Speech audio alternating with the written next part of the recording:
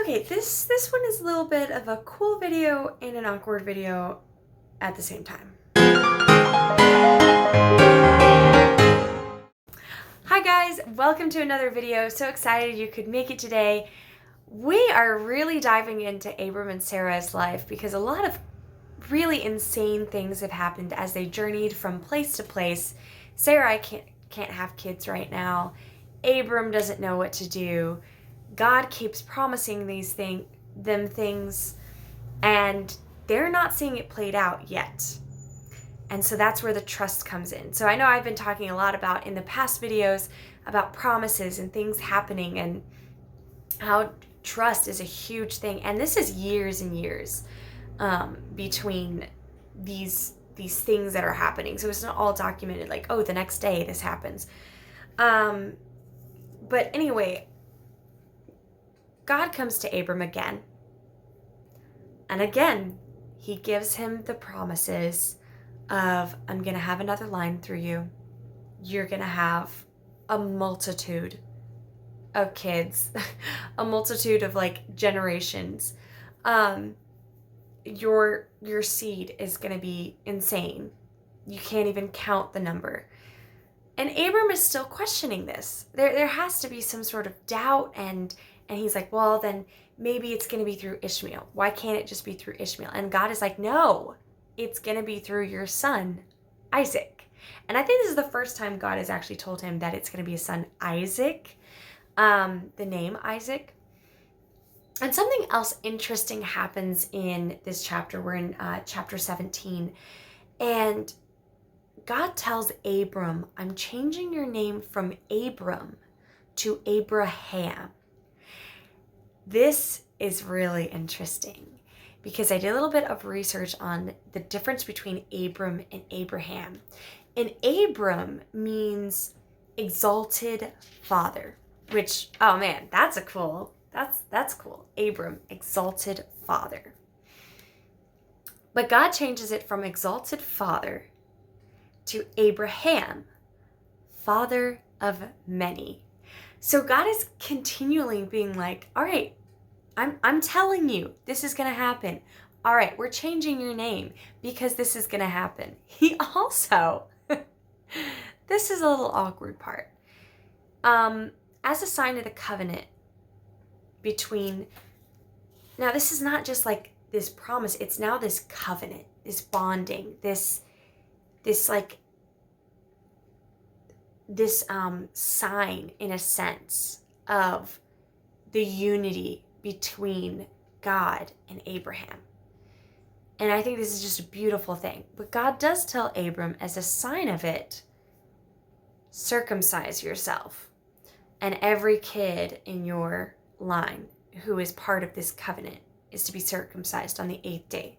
That's where circumcision came from. And so it's all these people in Abram's lineage and line that do it. That's why eventually it became more of a Jews and Gentile kind of thing. It was the whole thing of circumcision because it was part of that covenant between Abram and God for his whole lineage, like for all the generations after him.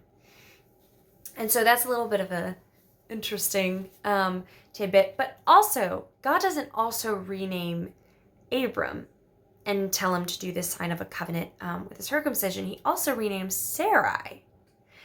And Sarai means princess or my princess. Isn't that so pretty? Sarai, the name, means princess or my princess. There's kind of like, similar meanings. Sarah, with an H at the end instead of an I, means princess again, lady, or princess of the multitude. So it's no longer just God being like, all right, Abram, I'm going to bless you. I'm going to bless your kids. This is going to happen. But then Abram's like, all right, what about Ishmael? Like from Hagar. Why can't that be it? Is that what we were talking about? And God is like, no, it's going to be from Sarai. Sarah now. she's going to be a princess of mothers. She's going to be a mother of kings. And so God just keeps throwing these at Abraham. And he's like, just listen to me. So let me go ahead and read this passage. This one's a longer passage. So we'll get through this though. But this is just, it's so beautiful.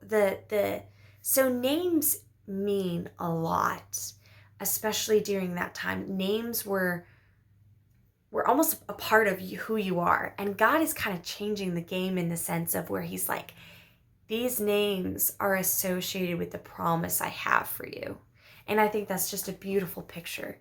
So now every time anybody calls him Abraham, they're always calling him father of many, father of a multitude. And same with Sarai.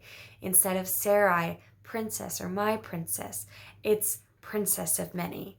And so it's just going to be that constant reminder of God's promise. So Genesis 17, when Abram was 99 years old, they're getting so old. The Lord appeared to Abram and said to him, I am God Almighty. Walk before me and be blameless, that I may make my covenant between me and you, and may multiply you greatly. Then Abram fell on his face, and God said to him, behold, my covenant is with you, and you shall be the father of a multitude of nations. Not just one nation, nations. No longer shall your name be called Abram, but your name shall be called Abraham. For I have made you the father of a multitude of nations. I have made you exceedingly fruitful. I will make you exceedingly fruitful, and I will make you into nations, and kings shall come from you. And I will establish my covenant between me and you and your offspring after you throughout their generations for an everlasting covenant, to be God to you and to your offspring after you. And I will give to you and to your offspring after you the land of your sojourners. Again, he's talking about what I had said in previous episodes or videos, the land of Canaan, for an everlasting promise, and I will be their God. For an everlasting possession, and I will be their God. Canaan, again, is associated back with some previous things that happened.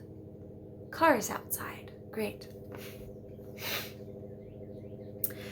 Pardon for the noise in the background then. Very organic, isn't it? And God said to Abram, as for you, you shall keep my covenant, you and your offspring after you throughout their generations. This is my covenant, which you shall keep between me and you and your offspring after you.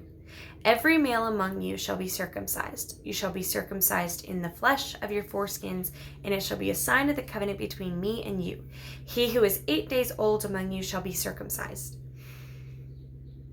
Every male throughout your generation, whether born in your house or bought with your money from any foreigner who is not of your offspring, both he who is born in your house and he who is bought with your money shall surely be circumcised, so that my covenant shall be in your flesh, an everlasting covenant.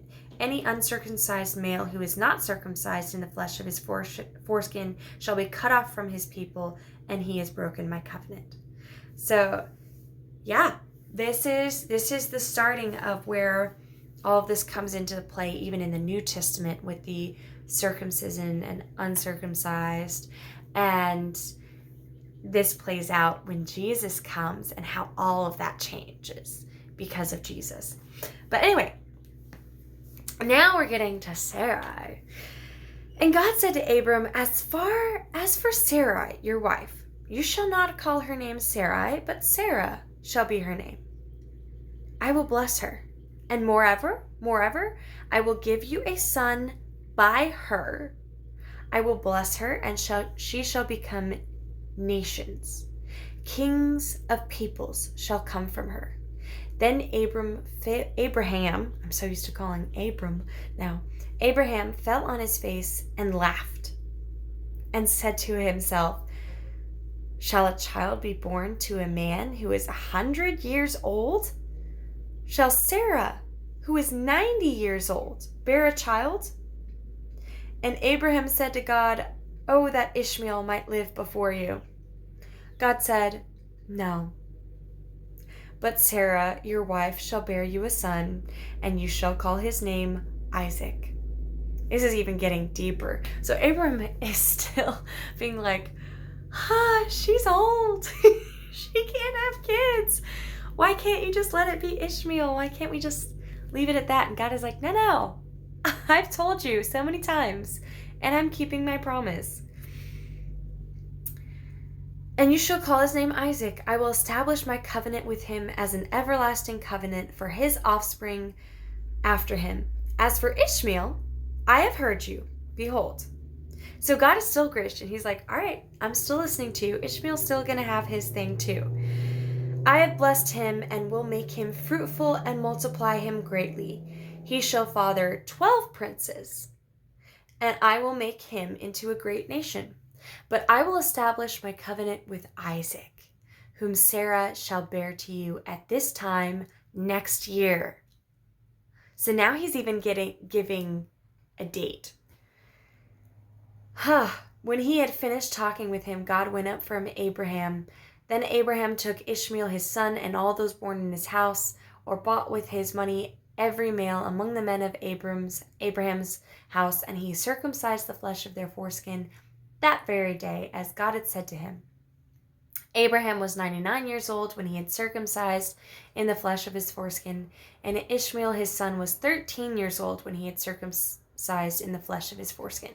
That very day Abraham and his son Ishmael were circumcised, and all the men of his house, those born in the house, those bought with money from a foreigner, were circumcised with him. Tongue twisters. Ugh. Anyway, this was a little bit of a longer one, but wow, that is an interesting one. And I know you guys are probably like, okay, why did he have to do the whole circumcision thing? But essentially, it's a physical sign now. It's no longer this, well, you made an altar, you made a sacrifice. This is something that every male, every person from here on out is going to know and is going to remember and is going to be reminded about this promise. And it's just a sign of what God has promised from years back and how he continues his promise for the rest of time. Isn't that great? Wow, that's so beautiful. Anyway, guys, I hope you had a great day today. And whenever this video comes out, hope you have a great weekend. And I love you guys, and I will see you in the next video because we are getting so close to when Isaac is about to be born. And finally, we'll see it happen because Abraham and Sarah are getting old and they're getting antsy. Yeah. Anyway, fun stuff. You guys have a great rest of your day. Make sure to like, comment, and subscribe. Let me know what your thoughts are. I know these are not like super deep and into the whole like history and stuff, but I really do enjoy the names and figuring out the meaning of the names. And I just thought that was so beautiful how Abraham and Sarah, it's now connected with this covenant that God has made with them. Beautiful. Anyway, love you guys. If you want to do a little thing, look up the meaning of your name and see how that might connect with you. I don't know. Might be interesting. Have a great rest of your day.